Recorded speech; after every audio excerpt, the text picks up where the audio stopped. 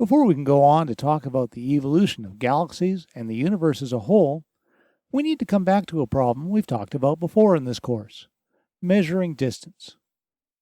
Distance is one of the key measurements we need to make in astronomy. Much of what we know about stars and galaxies hinges on how well we know the distance. However, there's no single way of measuring distances in astronomy. Techniques that work well at one distance are no help at all further away. So we've created a collection of different overlapping distance measurements called the cosmic distance ladder. Each step in this ladder depends on the ones that came before it. So our ability to measure distances to galaxies depends on our ability to measure distances to stars. And these, in turn, depend on our ability to measure distances to the planets in our own solar system. The first few steps in the ladder rely on other types of measurements, but after that, most of these distance measurements are what are known as standard candle techniques. A standard candle is any object whose brightness we already know, such as a light bulb with a known wattage. As we've already seen back when we were talking about distances to stars, if we can compare how bright something looks in our sky with how luminous we know it really is, then we can use that information to calculate the distance. That is the essence of standard candle measurement. In the next few slides, we'll look at each of the major steps in this distance ladder. The first step in the distance ladder is the technique we now use to measure distances to planets: radar. We bounce a radio signal off the surface of a planet and receive the signal back here on Earth. This image of Mercury was produced this way. Since we know how fast light moves, we can time how long it takes the signal to travel and use this to measure the size of our solar system extremely accurately. Knowing the size of the solar system takes us to the next step: parallax. As we saw earlier in the course, parallax depends on using the motion of the Earth to find the distance to nearby stars. Parallax can be used to measure distances out to more than 100,000 light years away from Earth. But to work it, we need to know the size of the Earth's orbit. That's why it depends on the radar measurements we made in the first step. The next step in the distance ladder is based on the magnitude-distance relation we discussed earlier. Remember that if we know the apparent and absolute magnitudes of a star, we can use that to calculate the distance. In main sequence fitting, we do this for an entire cluster of stars rather than just a single star. We plot the HR diagram for a cluster and pick out the stars in the main sequence.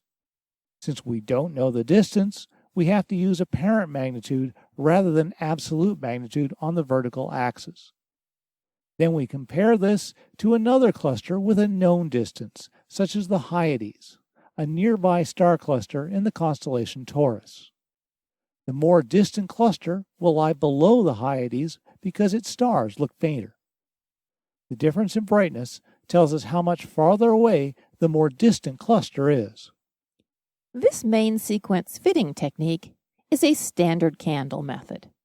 In this case, the standard candles are the main sequence stars in a cluster. We know their luminosities because we've studied many main sequence stars within parallax distance, including those of clusters like the Hyades. We can use main sequence fitting out to a distance of roughly 100,000 light years. So anywhere we can see clusters of stars in our galaxy, we can use this to measure distance. So this lets us find the size of the Milky Way. Any farther away than this, and too much of the main sequence is too faint to see, so we have to rely on giant stars instead. The next standard candle we use to measure distances is a class of variable stars called Cepheids. Cepheid variable stars are giant stars that oscillate in brightness over the course of days to weeks, so it may seem strange that we could use them as standard candles.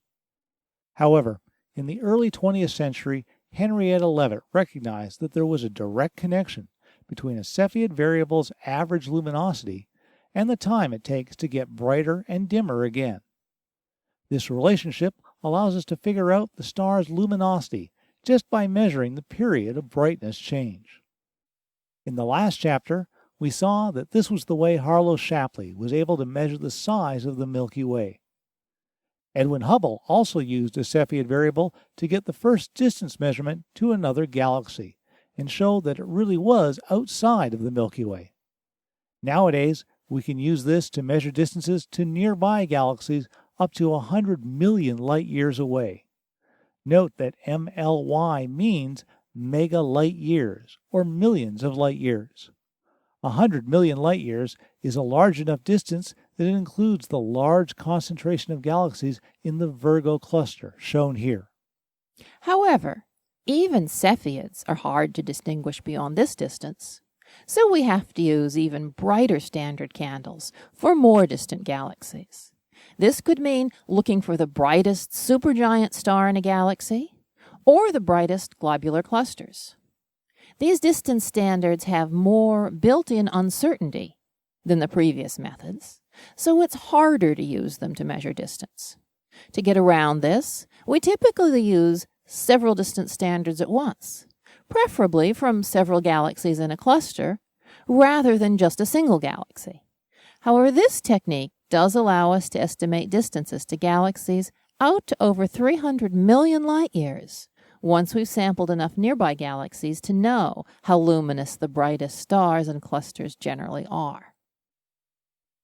Another form of standard candle is the galaxy itself. While galaxies come in a wide range of sizes and brightnesses, in the 1970s, R. Brent Tully and J. Richard Fisher saw that there's a connection between how luminous a galaxy is and how fast the stars in it are moving. That's because the speed the stars are moving depends on the mass of the galaxy, but more massive galaxies are also more luminous. This Tully-Fisher relation can be used to measure distances to galaxies out to about 300 million light years, similar to the distances we measure with distance standards like the brightest globular clusters. So this can be used to check distances using these standards. Farther than this, we can still see the galaxies, but measuring the motions of the stars becomes difficult enough that we can no longer use it to estimate the galaxy's luminosity. Finally, there is one more extremely bright object that we can use as a standard candle, and that's a white dwarf supernova. Remember that a white dwarf is the corpse of a low-mass star. Normally, we don't expect any further activity from these stars. However, if a white dwarf is in close orbit with another star, then it can pull gas off that other star. If it gets enough mass to get above the maximum mass for a white dwarf, 1.4 solar masses, then it contracts and heats up enough to go through carbon fusion throughout its interior. In a high-mass star, this start of carbon fusion in the core simply begins a new phase in the star's evolution. But in a white dwarf, there isn't the weight of the overlying star to hold the star together. So it instead destroys the white dwarf in an explosion comparable to the high-mass supernovas we saw earlier in the course. The reason these can be used as standard candles is that they are very standard explosions. They always happen when the white dwarf reaches a certain mass, and there's very little overlying material to affect how the explosion behaves. So if we see when the explosion reaches its brightest point, we can generally calculate the luminosity and use that to find the distance. Supernovas are very effective standard candles, and they can be used to measure distances of several billion light years or more. However, there is one key problem with using them. You have to catch them as they explode, as we see in this image of a supernova in a galaxy 300 million light years away. If you just watch for a supernova in a random galaxy, it could be a century or more before you actually see one. Instead, what astronomers do is watch thousands of galaxies at once and look for the telltale brightening that shows a supernova is occurring. So here are the steps in the cosmic distance ladder. Within our own solar system, we can use radar to estimate distances. Radar lets us establish the size of the Earth's orbit, which lets us use parallax to find distances to stars in our galaxy. By establishing the HR diagram for nearby star clusters, we can compare their brightnesses to more distant clusters using main sequence fitting. This lets us confirm the size of our galaxy and find the distances to several nearby Cepheid variables. The Cepheid period luminosity relation lets us find the distances to many nearby galaxies, including the ones in the Virgo cluster. From here, we can use other distance standards, such as the brightest supergiant stars, the Tully-Fisher relation for galaxy rotation, and white dwarf supernovas. There is one more way we can measure distances to distant galaxies, but to use it, we first have to look at one of the most important discoveries in 20th century astronomy.